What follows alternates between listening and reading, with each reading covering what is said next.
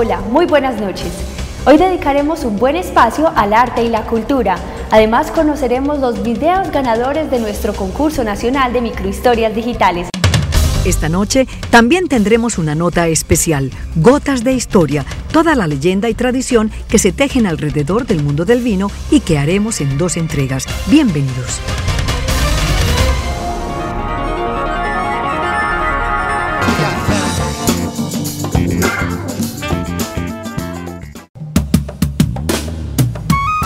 El arte y la cultura cobran cada vez más fuerza en nuestro país. Esto lo entendió Cecilia Duque, haciendo realidad su sueño de divulgar la creatividad y la tradición de los indígenas colombianos. Bienvenida a nuestro programa, buenas noches. Mil gracias, Liliana, te agradezco.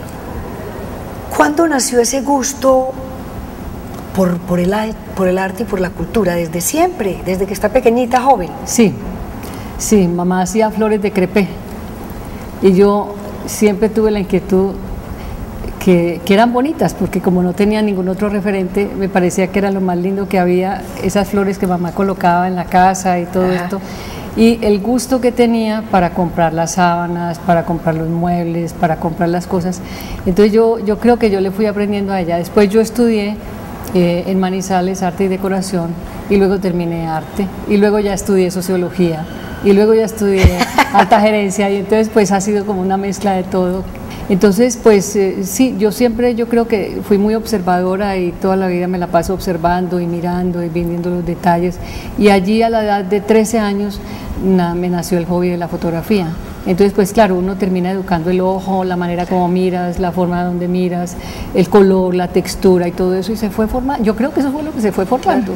Yo voy a mover este tintico que hay aquí porque voy a mover esta obra de arte que tenemos aquí. Es un gran libro, una belleza, lenguaje creativo de etnias indígenas de Colombia, de un proyecto que ella lideró, que fue presentado por Suramericana recientemente y que vamos a hablar de él, que es una hermosura. Yo diría que la investigación pesa más que el libro, es más importante. Sí, fue una investigación de 1 año y medio, en medio de muchas vicisitudes, de muchas dificultades, pero apasionante y con una fuerza interior que yo decía siempre, uno poder levantarse todos los días, así no haya dormido sino 2 horas, con ilusión. Claro. Eso es muy grande. Y en este recorrido que hizo por el país, que duró 1 año y medio, descubre uno que son unos artistas. ¿Por qué? Porque nosotros no le dimos continuidad a esta creatividad y a esta capacidad que tenían nuestros indígenas. Porque se nos vino encima la conquista muy fuerte. La conquista simplemente hizo una amalgama con el indígena en donde ya no lo dejaba ni hacer la joyería, ni la filigrana, ni el trabajo del oro, porque se lo llevaban, ni el trabajo de la madera. Entonces comenzaron a enseñarles como obreros a tallar la madera, a hacer la imaginería, a hacer muchas cosas, y se hizo una simbiosis de conocimiento, pero de todas maneras el indígena quedó un poco relegado, no sobresalió, sino como un obrero, como un apoyante en el que apoyaba en mano de obra. Y entonces las culturas se fueron replegando, se fueron alejando, y todos sus productos eran de su cultura material como parte del uso diario. ¿Qué sigue después? Pues después sigue una cosa que me ha inquietado mucho, porque cada que voy a esas comunidades indígenas hay una gastronomía espectacular. Y digo, ¿qué tal investigar la gastronomía de las culturas indígenas? Como en la misma línea del trabajo, para poder tocar fondo en hacer visible un sector, unas comunidades, nuestra cultura, que si yo pregunto a cualquier persona, ¿cuántas culturas indígenas tú crees que hay en el país? Me dicen 10, 11 o 12, pues como que haciendo memoria, no, son 86. No, ¿y dónde están? Entonces nadie sabe. ¿Quiénes son los Curripaco? ¿Quiénes son los Ocaina? ¿Quiénes son los Tesana? ¿Quiénes son los Cubeo? Mucho por aprender, tenemos mucho por aprender. ¿Qué es lo que más le gusta comer? A mí, la comida paisa y la tailandesa. Ah, muy bien, o sea, los vegetales y los frijoles. Sí, exactamente, me encantan. Muchísimas gracias, Cecilia. Mil gracias, Liliana, volveremos a por esta tenerla invitación. aquí con nosotros. Muchas gracias. El mejor regalo para mamá es estar en familia, y armando tu paquete Duo Play o Triple Play participa por espectaculares premios para disfrutar juntos. Edatel te acerca al poder de las telecomunicaciones. Fenalcobra, el servicio de Fenalco Antioquia para recuperar la cartera de su empresa conservando sus clientes. Es la única casa de cobro que tiene su propia base de información comercial, Procrédito. Nuestro segundo invitado es el músico Juan Carlos Sánchez, quien asumió como director del Instituto de Cultura y Patrimonio de Antioquia, y con sus ideas frescas espera fortalecer las manifestaciones artísticas de la región. Buenas noches. Buenas noches, gracias por la invitación. Juan Carlos, bienvenido a nuestro programa. Tenemos una entidad muy nueva, tiene 11 meses. 11 meses, no ha cumplido un año todavía, pero una entidad joven con grandes responsabilidades, que son manejar esa cultura a nivel departamental. Claro que sí, el Instituto de Cultura y Patrimonio, como tú lo dices, apenas 11 meses de creación, hace las veces como una gran Secretaría de Educación, Secretaría de Cultura del departamento, porque históricamente era la Secretaría de Educación la que manejaba todo el tema cultural, había una subdirección de fomento a la cultura, y bueno, hace 11 meses los antioqueños tenemos el Instituto de Cultura y Patrimonio, que ya es un ente descentralizado, como lo puede ser el IDEA, claro, o Indeportes Antioquia, que son los entes centralizados, pero el de nosotros maneja la política pública cultural. Maravilloso. ¿Qué tanto estamos y a qué nivel, digamos, que del resto de los países del mundo en términos de cultura? Bueno, con respecto al panorama nacional, pues Antioquia va a la vanguardia. Podríamos hablar, por ejemplo, de equipamientos culturales. Casi todos los municipios de Antioquia tienen su casa de la cultura, tienen un teatro, tienen un museo, tienen bibliotecas. Si tú vas a Bichada, Casanare, Guainía, puedes encontrar muchos municipios que ni siquiera tienen una de las cosas. Claro.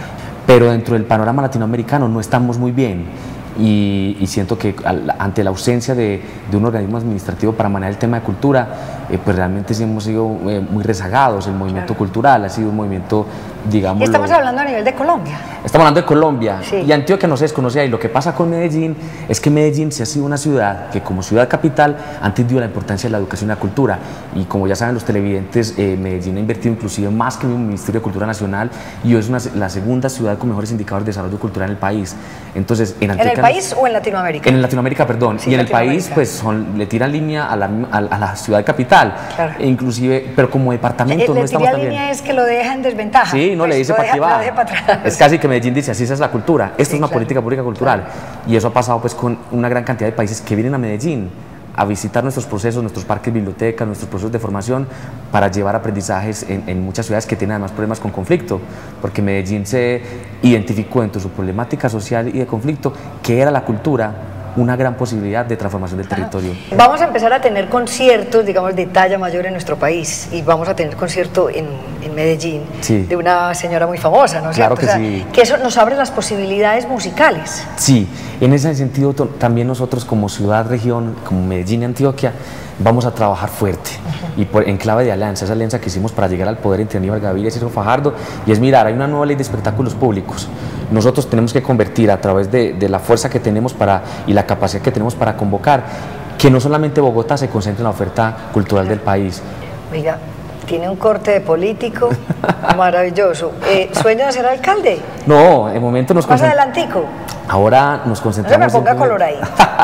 No, lo que nos interesa ahora realmente es reto. Pero sí, sueñas de pronto con estar en la dirección, digamos que no digamos que alcaldía, pero sí el sector público. Nos gusta la política porque además yo vengo de un género que es el rock, un género contestatario, claro, y entendí en algún momento que había que dar un paso, y que si nos quedamos siempre denunciando y decir debería ser así, nunca va a pasar nada. Hay que hacerlo, y yo soy de esas personas que hace 12 años con Sergio Fajardo decimos vamos a cambiar esta ciudad, vamos a cambiar este departamento, vamos a cambiar este país. Todo puede pasar. Esto nos gusta, nos apasiona, tenemos las manos limpias, que es lo más importante, para trabajar por la gente, por el arte, y bueno, vamos haciendo la tarea. Y esos sueños están maravillosos, y esta gente joven trabajando por nosotros también está maravilloso.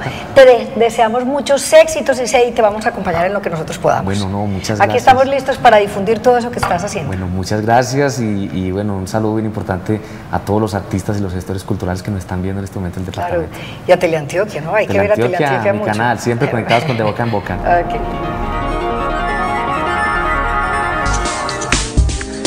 Y para complementar este ramillete, invitamos al curador de arte Alberto Sierra Maya, fundador, director de la Galería de la Oficina y fundador del Museo de Arte Moderno de Medellín. Vamos a aprender mucho de arte hoy con nuestro invitado Alberto Sierra, uno de los curadores más importantes de nuestro país. Bienvenido, Alberto. Muchísimas gracias por la invitación. Claro. ¿Qué es un curador? Esa es la pregunta más difícil de responder, la más fácil de hacer, porque eso es una... A ver, nosotros tenemos un curador muy sui generis en Colombia, porque todo lo hemos aprendido intuitivamente. Yo creo que la curaduría tiene una responsabilidad moral, de verdad, con un público al que les sirve de puente para una comunicación. Entonces... Como en una elección acertada. Sí, una elección acertada en la cual, después de una investigación, se tiene, dijéramos, entre comillas, un producto del cual queremos convencer y enamorar a la gente. Ajá. Entonces, eso implica un montón de cosas. También necesitas saber de museografía, también necesitas saber de un cálculo espacial. Hay que conocer la arquitectura, y conociendo la arquitectura se sabe cómo los dos se involucran y se pierde la arquitectura para que gane el arte, por ejemplo. ¿Y hoy Medellín en qué lugar está frente, digamos, a la exposición de arte en el mundo? No, yo creo que siempre que decimos el mundo tenemos que quitarnos eso de encima. ¿Sí? Porque sí, es decir, ¿Tenemos que compararnos con quién? Yo creo que es hacer una autocrítica de cómo vamos, lo sabemos nosotros. Y el Museo de Antioquia volteó y volvió a vivir con el maestro Fernando Botero. Claro. Y a partir de eso es una entidad importantísima. Muy importante. Por eso iba a decir yo, y la pregunta de Medellín, porque uno siente de todas maneras que es una provincia, como dicen los bogotanos, ¿cierto? Sí. Pero que va creciendo, digamos que lentamente, y que nosotros vamos teniendo más proyección internacional. Le hago Indiana, una sola observación en esto es la segunda ciudad en el país, dijéramos, que tiene una colección permanente exhibida, que tiene una historia de su quehacer artístico exhibido. Ese lujo se lo da al Museo Nacional y la Luis Ángel Arango. Pero nosotros podemos saber del arte antioqueño siempre que vamos al Museo de Antioquia, y tenemos ratificada toda esa historia mediante obras de propiedad del museo que ha guardado en 130 años casi. Claro. Usted cuando ve una obra de arte la reconoce inmediatamente y tiene, digamos, que la dignidad de reconocerlo. Ah, claro. Porque no es porque a usted le guste. No. Es porque es buena. No, sí, no. Hay cosas que en la vida que eso simplemente mirarlas, simplemente... Yo, por ejemplo, comparto con Luis Caballero la idea de que el arte emociona, que el arte comunica y casi de inmediato. Me parece muy difícil el arte que pretenda una profunda meditación antes de cautivar. Yo creo que el arte tiene una capacidad visual que no la podemos dejar perder, ¿no?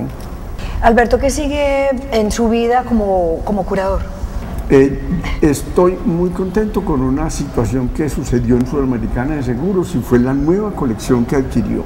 Esa nueva colección trae Riveras, Siqueiros, Orozcos, una colección de arte mexicano grande.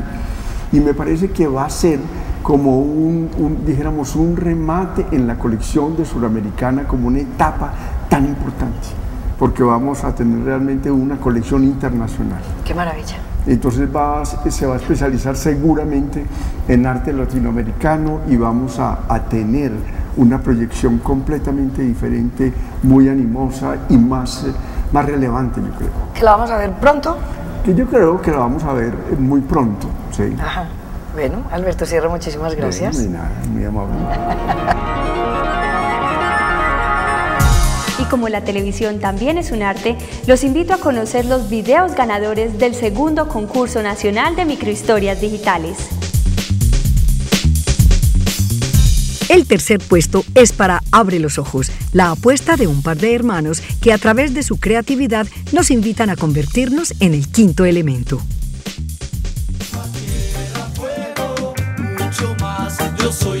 Básicamente lo que hicimos fue partir de nuestra realidad y enfocarnos en lo que vivimos pues cotidianamente, pues de nuestro entorno, que normalmente siempre estamos en un ambiente con mucho ruido, los carros, pues todo eso, pero a veces estamos en un lugar tranquilo y nos damos cuenta que nos hemos acostumbrado a ese entorno que que en realidad es totalmente antinatural. Fue muy chévere porque desde un principio, cuando empezamos las carreras, se nos ocurría como trabajos en común, como hacer algo juntos, y esa fue pues como la oportunidad que se nos dio, y pues todo el trabajo del concepto y de la preproducción y todo eso se vio complementada con lo que yo sé, por ejemplo, de edición y postproducción, y así pudimos hacer un buen trabajo.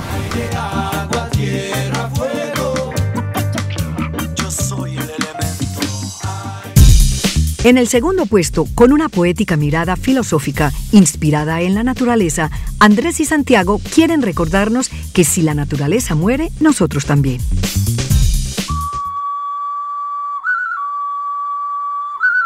He olvidado la sensación de mi piel rozando otra piel. Desde un comienzo queríamos sacar pues como con la linealidad de las historias, entonces este no era un personaje que conservaba la naturaleza, sino que antes al contrario fue condenado a ser inmortal precisamente por eso, por acabarla. Entonces fue condenado, como ya le dijimos, al eterno retorno. La idea surgió como de un texto de un escritor alemán que leímos por ahí, que más o menos hablaba como sobre el lazo que tenía el hombre, el lazo mortal que tiene el hombre con la tierra. Entonces nos pegamos de ahí y construimos un personaje inmortal, ¿sí o no?, que nos hiciera la referencia a ese lazo mortal que se nos está olvidando que tenemos con la tierra. Esa fue como la idea central, y se nos está olvidando que si eso muere nosotros también morimos. Es una cuestión muy evidente, pero que al parecer se nos está quedando atrás. Hoy quisiera ser fuego, aire, tierra, agua. Hoy quisiera ser un mortal más. La combinación del stop motion, la afición por los niños y la creatividad le entregaron el primer puesto a Línea Vital, porque hasta para cuidar la naturaleza, juntos somos más. Por varios siglos vivieron en completa armonía, hasta que apareció un monstruo invencible. Lo que queríamos mostrar era cómo los humanos de a poquito estamos acabando con el planeta. Entonces la idea de hacerlo era, con un stop motion, era mostrar que se construye de partes muy chiquitas, pero cuando uno lo hace algo muy grande. Y eso es lo que estamos haciendo los humanos con las personas, dañando de a poquito, y todos creemos que si yo tiro una basura no voy a pasar nada, pero como no es solo una persona, sino que somos todos los que les estamos haciendo daño al planeta, entonces entre todos formamos algo muy grande como el stop motion. Entonces la idea era mostrar lo que le estamos dejando en este momento los grandes a los niños, que son el futuro. Entonces por eso la idea era que lo hiciera un niño y que la historia la contara un niño, porque es lo que le estamos dejando nosotros a los niños, que son el futuro. El monstruo parecía satisfecho, hasta que se detuvo a mirar lo que le rodeaba. Siempre se había sentido dueño de la naturaleza, y ahora descubría que era parte de esta.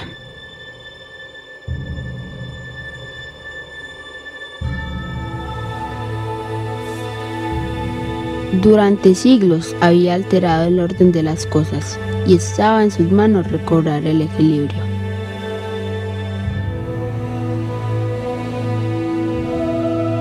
¿Sería posible? Suspiró deseando que todo fuera tan simple como esperar un milagro.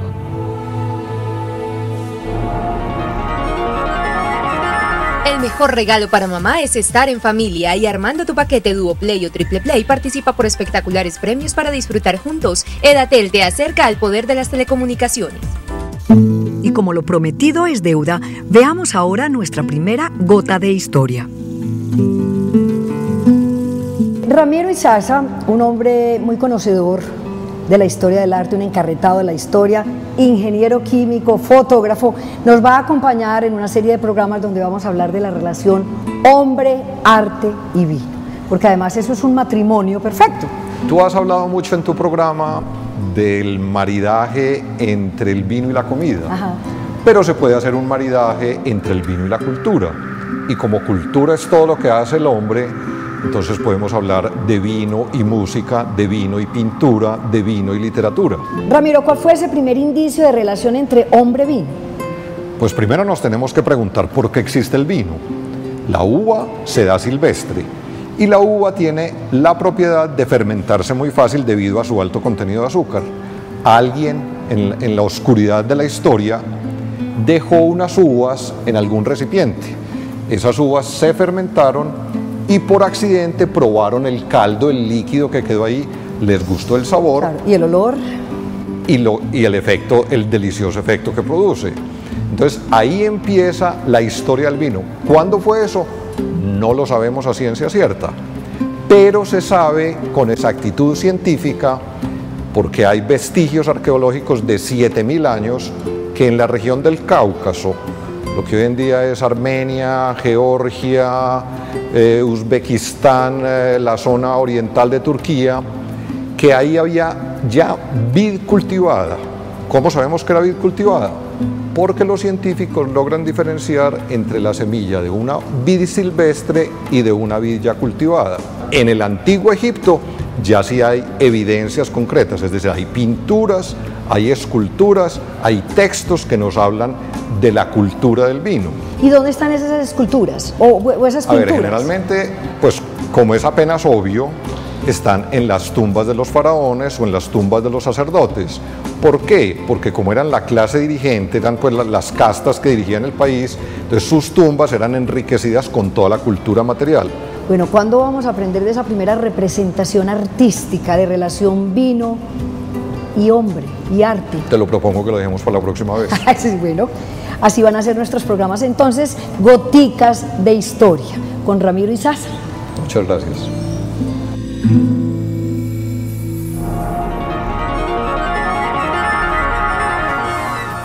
Felicitaciones a todos los ganadores. Una vez más, cumplimos con reconocer el talento audiovisual que nace y crece en nuestro país. Y consideramos que también cumplimos con llevarles un programa ameno, entretenido y cargado de periodismo positivo durante 26 años. De boca en boca culmina un ciclo y por eso los invitamos a compartir nuestra última emisión el lunes 25 de junio. Además, tendremos todos los detalles de la fiesta de premiación del segundo concurso nacional de microhistorias digitales.